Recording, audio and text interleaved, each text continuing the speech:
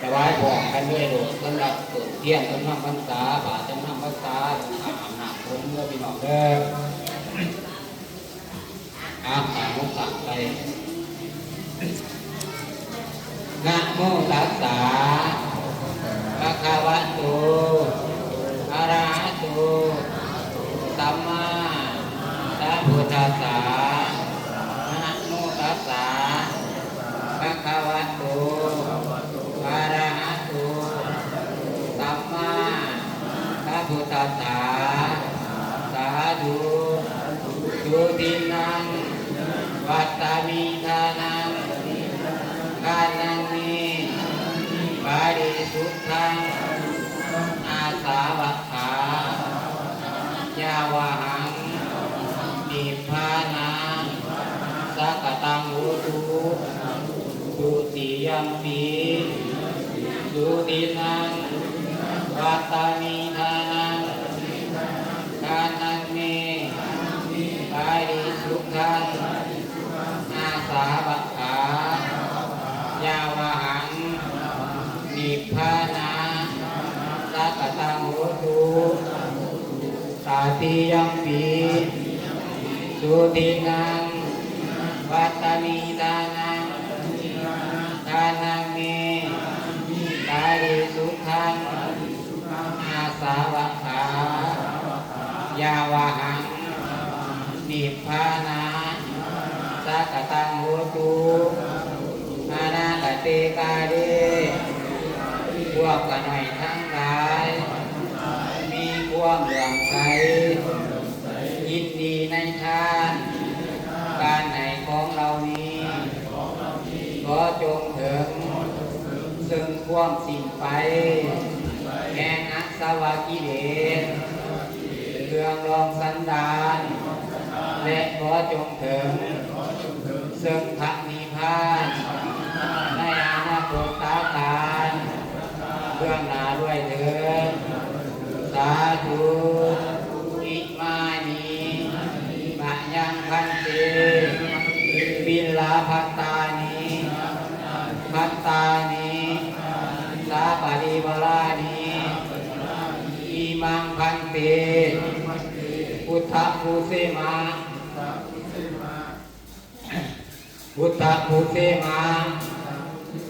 อักษาขตังปาจินังสาปริวารานิ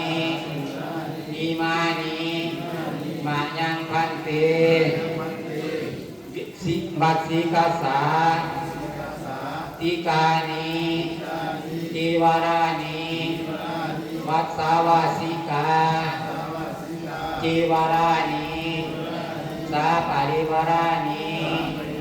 ภิกขุสังฆัสสะโอโนสัญญามาสาธุโนพันเตภิกขุสังโฆอิมานิมายังพันเตวิลลาภัตตานิภัตตานิสาปริวารานิอิมานิมายังพันเตวัตสิกัสสาทิกานิวัตตาวาสิกาจิวารานิสาปริวารานิปฏิคันหาตุอัมหากังอิกรตังอิตายาสุขายาข้าแต่ทานผู้เจริญพวกข้าน้อยทั้งหลายขอน้อมถวายเอาบิณฑบาต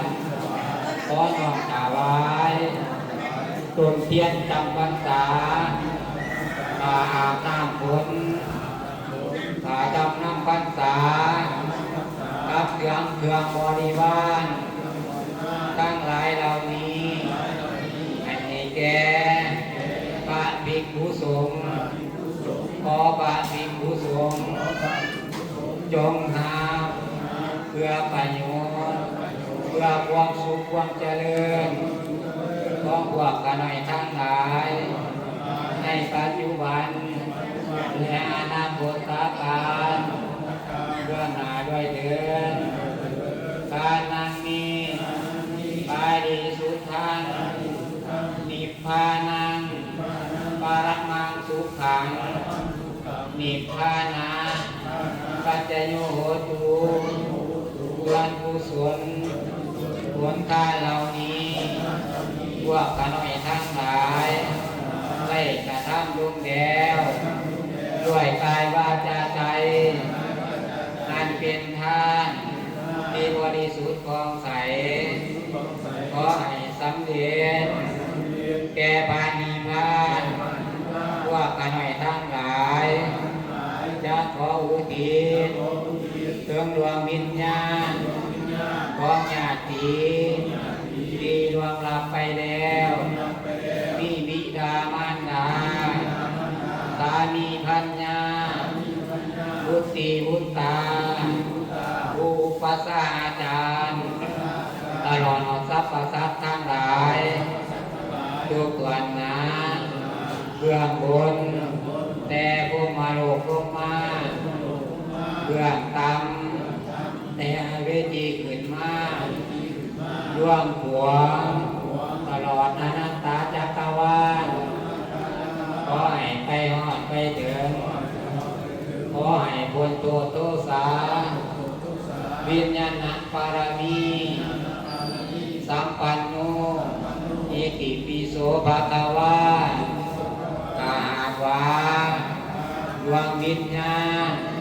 ของสรรพสัตว์ทั้งหลายเหล่านั้นหากยังบ่ฮู้หรือมาหักบ่ได้ขอเชิญเทพเจ้าเหล่าสวรรค์และแม่นางเจ้าธรณีจงนำไปบอกข่าวให้ได้มาหักเอาเพื่อไปบรรเทาทุกข์หากมีสุขแล้วขอให้มีความสุขยิ่งขึ้นไปขาดต่อเท่าเข้าสู่นิพพานอีกประการหนึ่งด้วยอำนาจกุศลผลละคุณอันนี้ขอจงให้เป็นอุปนิสัยและปัจจัยให้แก่พวกข้าน้อยทั้งหลายขอให้ได้บรรลุแก่พระนิพพานข้าแม้นการจำเป็นยังบ่ไหลถึงแล้วข้ายังเวียนว่ายตายเกิดอยู่ในศาสตร์ภพอันใดๆก็ดีขอให้พวกหมู่ข้าน้อยทั้งหลายไล่พ้นจากสัพพทุกข์ทั้งปวงที่ขึ้นชื่อว่าความเข็นใจให้สัพพปัญญาในศาสตร์นี้ขออย่าได้มีเลยขอให้พวกหมู่ข้าน้อยทั้งหลายได้ปราศจากใจที่เป็นอกุศลนั่นด้วยเถิดสาธุสาธุสาธุ